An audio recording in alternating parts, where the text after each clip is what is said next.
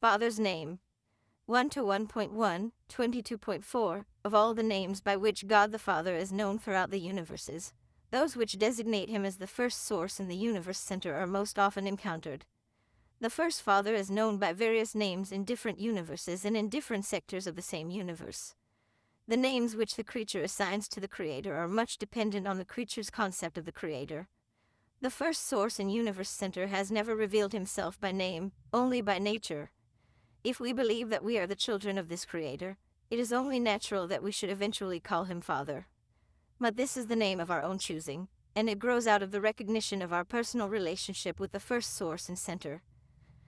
1 to 1.2, 22.5. The Universal Father never imposes any form of arbitrary recognition, formal worship, or slavish service upon the intelligent will creatures of the universes. The evolutionary inhabitants of the worlds of time and space must of themselves, in their own hearts, recognize, love, and voluntarily worship him. The Creator refuses to coerce or compel the submission of the spiritual free wills of his material creatures. The affectionate dedication of the human will to the doing of the Father's will is man's choicest gift to God. In fact, such a consecration of creature will constitutes man's only possible gift of true value to the Paradise Father. In God, man lives, moves, and has his being. There is nothing which man can give to God except this choosing to abide by the Father's will, and such decisions, effected by the intelligent will creatures of the universes, constitute the reality of that true worship which is so satisfying to the love-dominated nature of the Creator Father. 1 to 1.3, 22.6. When you have once become truly God-conscious, after you really discover the majestic Creator and begin to experience the realization of the indwelling presence of the Divine Controller, then, in accordance with your enlightenment and in accordance with the manner and method by which the Divine Sons reveal God, you will find a name for the Universal Father which will be adequately expressive of your concept of the first great source and center. And so, on different worlds and in various universes, the Creator becomes known by numerous appellations, in spirit of relationship all meaning the same but, in words and symbols, each name standing for the degree, the depth, of his enthronement in the hearts of his creatures of any given realm. 1 to 1.4, 23.1. Near the center of the universe of universes, the Universal Father is generally known by names which may be regarded as meaning the first source. Farther out in the universes of space, the terms employed to designate the Universal Father more often mean the Universal Center.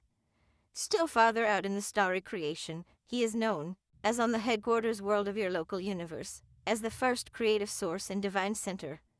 In one nearby constellation, God is called the Father of universes.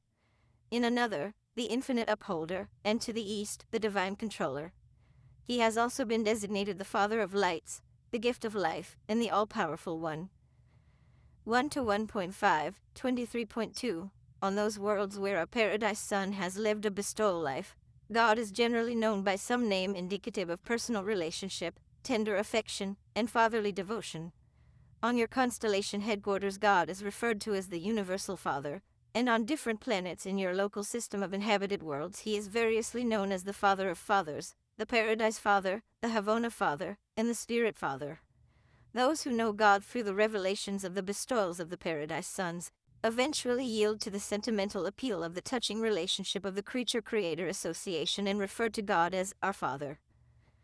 1 to 1.6, 23.3. On a planet of sex creatures, in a world where the impulses of parental emotion are inherent in the hearts of its intelligent beings, the term Father becomes a very expressive and appropriate name for the eternal God.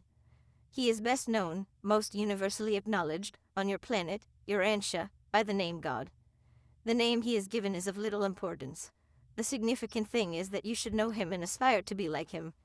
Your prophets of old truly called him the everlasting God, and referred to him as the one who inhabits eternity,